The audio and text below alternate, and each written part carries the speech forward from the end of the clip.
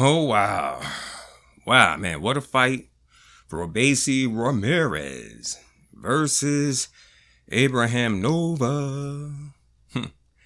At 220 in round 5. That fight was over. Yeah, man, what a shocker. But hey, it all how do you say, I'm not even going to get into it, but all I can say, man, is that yeah, it was a shocker to see Abraham Nova lose. I mean, he had so much hope in his boxing career and whatnot, and the way people was just downplaying him last night on Twitter and whatnot.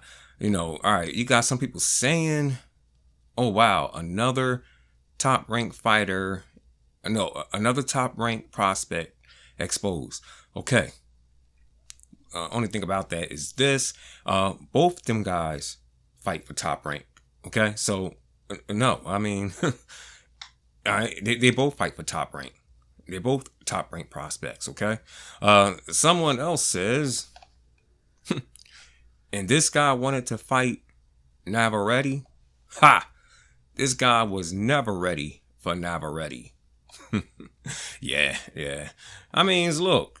I mean, maybe hey, he probably bit off more than he can chew by try to call out Navarrete, right? And who knows? I mean, hey, have confidence in yourself. You know what I'm saying? I mean, that's what he had. He had a lot of confidence in his craft and whatnot. So that's why he was calling out Navarrete. But what I will admit, okay, Abraham Nova, man, he did the unthinkable by underestimating Robeisy Ramirez. He just, talking all this. I got more fights than this dude, man. I don't care about his amateur career or this, that, and the third. Let me tell you something. When you trying to be great and everything, you never underestimate anyone or anything. Okay, you always has to prepare for it. Okay, I don't care if the task does seem easy.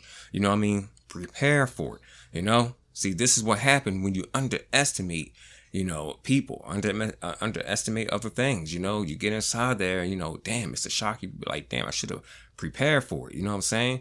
And you could tell that Abraham Nova, I mean, he was having his moments a little bit in the fight. I could see him, doing what he does and whatnot, but, Robeisy Ramirez was still, picking him apart. And, he was like shocked about it. Like, damn, like, he's seen the end was coming. And, someone else was saying it looked like he was getting tired, but nah, I don't think he was getting tired.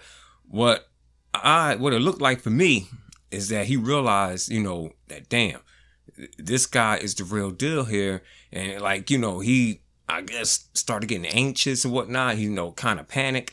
And, when you go through those type of moves, that really does drain you. Okay. And I see that's what looked like happened with Abraham Nova in that fight. You know what I'm saying? He just got anxious and whatnot, realized, this guy was, nothing to play with. I mean, he was nothing to toy with.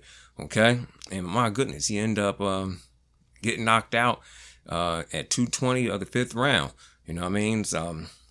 Suffering his first loss, like, damn, I got more fights than this guy, as Abraham Nova was saying and everything's. And hey, a guy with only 10 fights beat a guy, I believe what Abraham Nova had, 20 something fights. Man, I don't know, man, kind of embarrassing, whatnot, man. But damn, must say, man, I guess mostly when they was talking about top rank, another prospect, it has being exposed, I guess they were talking about like loud, colorful ones, like Abraham Nova. He come in with his mascot, which I thought was pretty creative. I like that. And then you had Edgar Berlanga and Josue Vargas. They were pretty loud and cocky, but I don't know. Things are coming out looking pretty different. Like they don't meet their characters. Meet the characters that they portray themselves to be. Okay, I mean, Edgar Berlanga tried to bite someone for no reason. I guess because the guy wouldn't drop or so. He couldn't drop the guy, and the guy was catching him with some good shots. So he just got aggravated and just reached in and bite the guy. Now he's suspended for 6 months.